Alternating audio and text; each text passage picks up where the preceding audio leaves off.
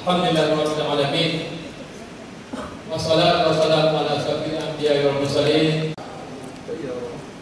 Yang mulia para aulia, para raja-raja yang kawan para raja, kepada syuhada yang dalam mandro,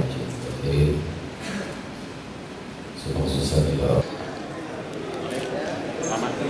Ya, Partai Aceh Melayu ini hanya menyusun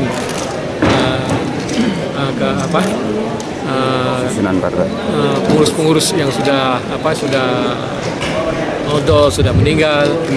Kami dapat menyempurnakan kembali lah. Tentang politik rencana pemilu 2017, apakah juga akan dibahas di pertemuan ini? Memang kita bahas, tapi ada peringkat-peringkatnya. Yang penting kekompakan kami, keseriusan kami dalam mendukung pilkada 2017. Sudah santer terdengar Mualim akan naik di Pilgub 2017. Tapi wakilnya ini masih kabur, Mualim. Ada kabar masih kabur, masih kita rahasiakan lah, karena masih 100% kita belum dapat lagi sesuai. Akan didapat malam ini, Mualim? Banyaknya partai masih banyak perjuangan. Di tahun 2014 Mualim menggadang-gadangkan nama Abu Razak sebagai pendamping Mualim. Bagaimana Pak? Kita mungkin juga, kita coba lihat nanti mana yang terbaik, mana yang terbaik lebih baik. Makasih, Mualim. Kenapa terjadi apa?